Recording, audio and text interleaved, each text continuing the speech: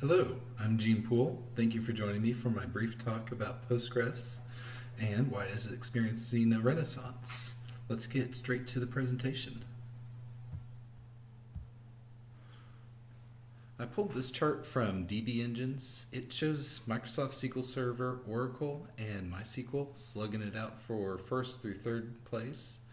But down here and catching up quickly is Postgres. It had been a few years since I last looked around to see which databases were popular, and I was a little surprised to see the old warhorse that is Postgres in the running.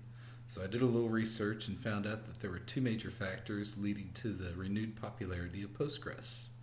One of those things the Postgres team did for themselves, and the other was done for them. The first thing the Postgres team did for themselves was to add support for JSON columns to the engine.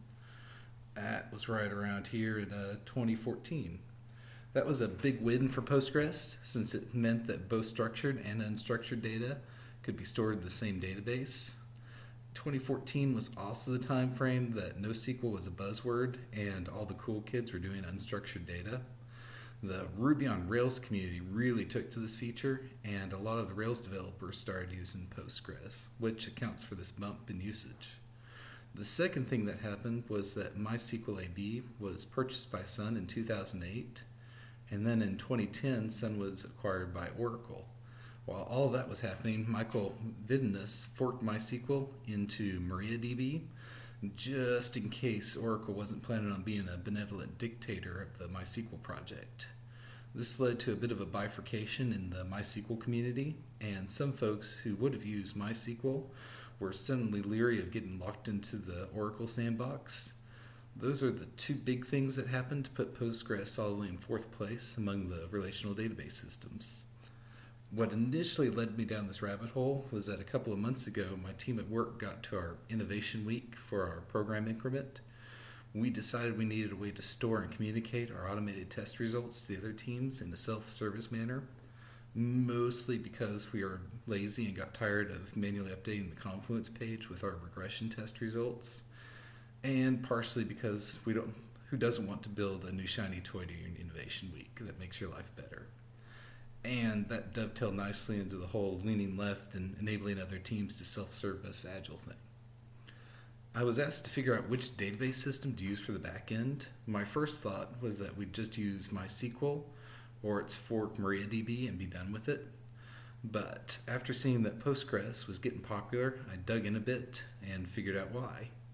When we started looking at the expected workload for our database engine, which we found to be right heavy with occasional reads, but those reads were going to be big aggregation reads to get a dashboard style view of the data, while still needing the ability to drill down to the output of a specific test, we decided to prototype it in NoSQL, partially because the drill down view of a specific test looks a lot like viewing log files, which is a classic use case for NoSQL.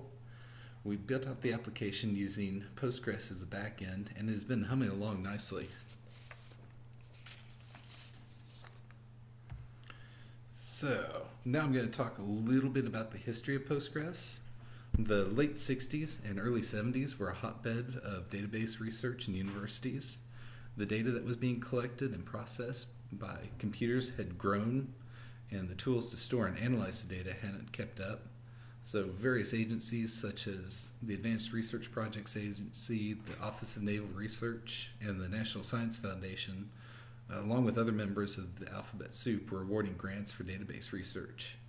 Michael Stonebracker and Eugene Wong were working at University of California, Berkeley in the early 70s, and were inspired by some of the papers that Edgar F. Codd, who was at IBM at the time working on the System R project, was publishing to build their own system for research. They were also inspired by the prospect of working on a long-term research project that was ripe for funding. They started the Ingress project, which stands for Interactive Graphics Retrieval System. The project ran for about a decade, and Michael decided to start a company around selling a commercial version of Ingress. He did that for a few years and then came back to UCB and restarted the Ingress project as Postgres. The idea was to build on the things that Ingress had done well and rethink some of the areas that had proven problematic. By the mid-90s, Postgres was using the PostgreSQL query language, and it was getting a little long in the tooth. SQL had become the standard for querying database systems, so two of Michael's graduate students were tasked with adding support for SQL to Postgres. They succeeded, and the new version of Postgres was named Postgres 95. As most organizations who have put a year in a product's name have found, the name doesn't age well. So Postgres 95 was rebranded as PostgreSQL in 1996. Postgres has been a long-running research project for several decades now. Sometimes new and interesting features are added well before their time, and at other times the industry shifts and it takes a few years for the Postgres team to add a feature that has become an industry standard. Since Postgres had its roots in academia, and most academic computing in the 70s up through the 90s was taking place on Unix or Unix variants, the support for Windows was lacking historically for the Postgres project. It was the early 2000s before the Postgres team released an official binary for Windows. Prior to that, if you wished to use Postgres on Windows, there was an entire paragraph in the 8.0 documentation that directed you to install Cygwin and MinGW, download the source code, and compile it for your system. This, unsurprisingly, had a chilling effect on adoption under Windows. Now, a couple of the neat features that are making Postgres popular. I already talked about JSON-B data type being added to the engine earlier. A big miss for Postgres in the enterprise environment was a lack of tooling around sharding and replication. The Citrus project has done a lot to make this more accessible. This is another big part of the upward slope on the usage graph for Postgres. Multi-version concurrency control isn't one of those whiz-bang features that will make you want to use a database system, but it's still a neat idea. Instead of locking the rows and tables to ensure the consistency of data like most other relational database management systems, Postgres uses a snapshot of the data to perform reads and writes against. So it is actually impossible to get a dirty read since each write is applied to a different snapshot of the database and each read gets its own snapshot as well. The drawback to this being that it introduces the problem of needing to clean up the old snapshots that will never be read again. Postgres uses the vacuum process for this, and it feels a lot like a run of the garbage collector in a programming language that implements managed memory. And lastly, Postgres is standard compliant as a matter of fact. The interpretation of the ANSI SQL standard is verbatim, and there is no room for extensions to the language like Microsoft SQL Server has with T-SQL or Oracle has for PL/SQL. The big reason my team decided to use Postgres was really to play around with JSON data in a database system. That, combined with the software being open source, not tied to a vendor, made it a low-risk option to prototype our dashboard on.